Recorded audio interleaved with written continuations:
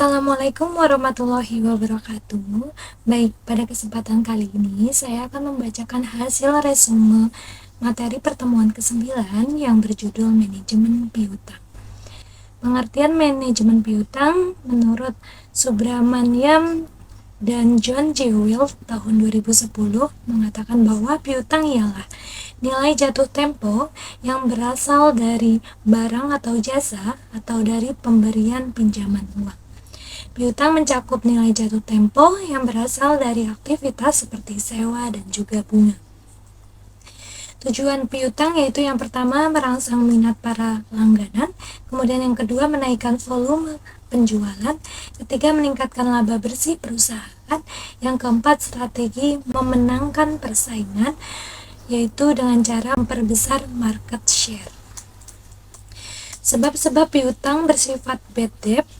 Piutang yang berasal dari bad debt timbul disebabkan karena yang pertama mengejar target penjualan sehingga angka penjualan dinaikkan. Yang kedua, memperbesar penjualan dengan menaikkan penjualan produk boleh dibeli secara non-tunai.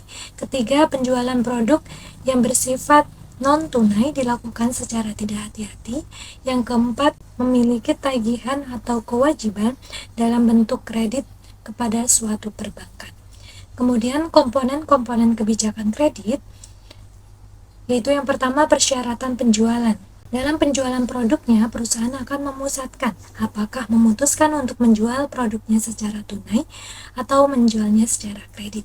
Yang kedua, analisa kredit. Dalam pemberian kredit, suatu perusahaan harus dapat menentukan seberapa besar usahanya untuk dapat memisahkan antara pelanggan yang akan membayar dan juga yang tidak membayar. Kemudian yang ketiga, kebijakan penagihan setelah kredit diberikan. Perusahaan akan menghadapi persoalan bagaimana penagihan dilakukan. Cara memperkecil risiko bad debt yaitu yang pertama menghindari keputusan penjualan produk pada saat pasar dalam kondisi fluktuatif atau akan berada dalam kondisi menuju krisis moneter. Yang kedua, membatalkan penjualan produk pada perusahaan yang memiliki reputasi yang buruk dalam dunia bisnis. Kemudian yang ketiga, menghindari produksi dan penerimaan order pada saat pasar tidak menentu. Yang keempat, melakukan dan menerapkan tindakan prinsip kehati-hatian pada saat tingkat persaingan bisnis semakin tinggi dan inovasi produk perusahaan berlangsung secara lambat. Yang kelima, ada ukuran persentase yang layak diterapkan untuk besaran piutang. Pengertian cash conversion cycle.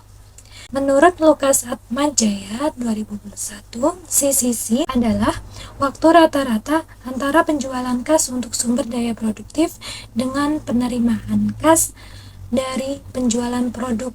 G. Siegel dan Jay Kasim mengemukakan pendapat mengenai CCC, yaitu yang pertama, tindakan mengubah satu kelas surat berharga perusahaan menjadi kelas surat berharga lainnya. Misalkan, mengkonversi obligasi menjadi saham. Yang kedua, membuat penilaian pengganti untuk yang lain. Misalnya, menyatakan kembali biaya historis untuk biaya saat ini. Kemudian, pengiriman saham dana bersama dari dana yang satu ke dana lain dalam satu jenis. Kemudian yang kedua, menukar mata uang dari yang satu ke yang lainnya dengan menggunakan rasio pertukaran atau kurs.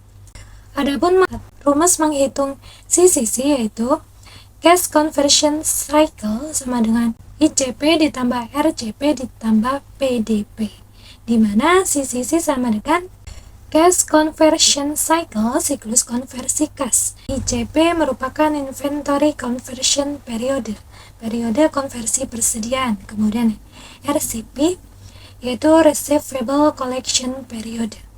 Kemudian PDP, Payable Deferral Period, yaitu periode penundaan piutang. Kemudian unsur-unsur kredit, yaitu yang pertama kepercayaan atau trust adalah sesuatu yang paling utama dari unsur kredit yang harus ada, karena tanpa ada rasa saling percaya antara kreditur dan juga debitur, maka akan sangat sulit terwujud suatu sinergi kerja yang baik. Karena dalam konsep sekarang ini kreditur dan debitur adalah mitra bisnis. Kemudian B. Waktu atau time adalah bagian yang sering dijadikan kajian oleh pihak analis bagian finance, khususnya oleh analis kredit. Kemudian yang ketiga, risiko menyangkut persoalan degree of risk, di mana pada keadaan yang terburuk pada saat kredit tersebut tidak kembali atau timbulnya kredit macet.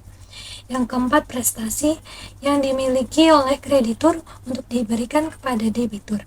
Biasanya, bentuk objek dari kredit tersebut tidak selalu dalam bentuk uang, tetapi juga dalam bentuk barang atau jasa.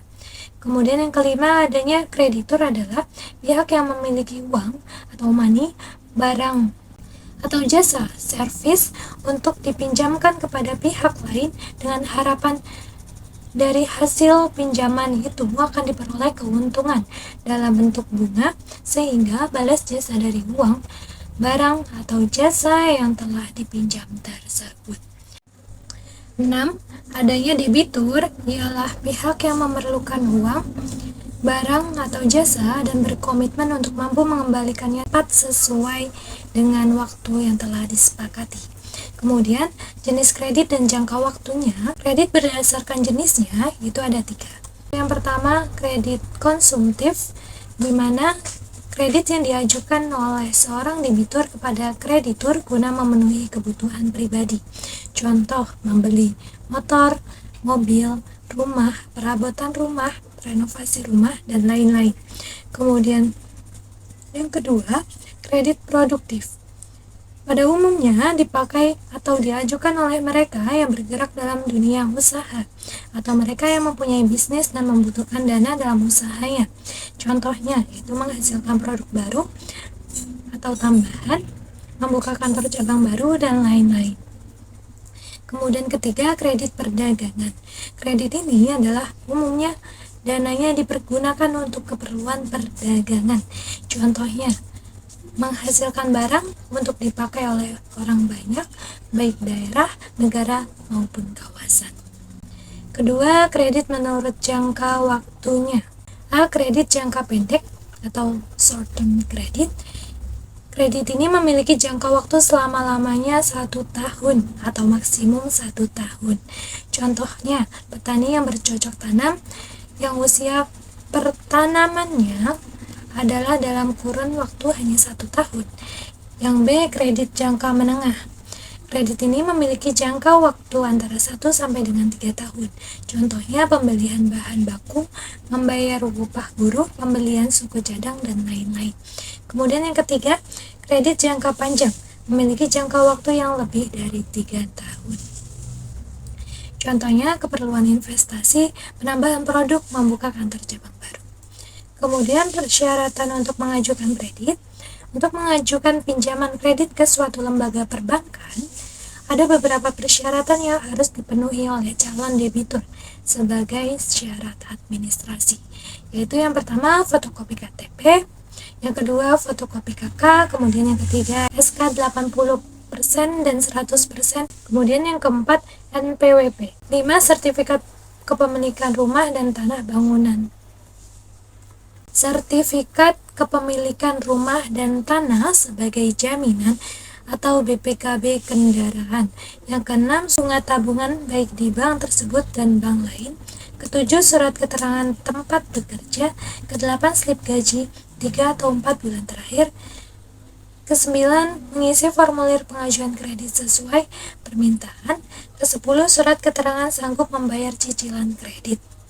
Dalam memutuskan pemberian kredit atau pinjaman melalui kredit, ada beberapa hal yang harus dipikirkan baik oleh kreditur dan debitur secara umum dan sudah menjadi penilaian umum yang dikenal dengan prinsip 5C.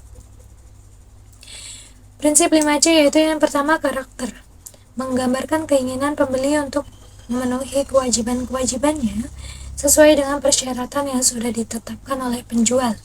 Pola-pola pembayaran hutang pada masa lalu dapat dijadikan pedoman yang sangat berguna dalam menilai karakter seorang calon pelanggan.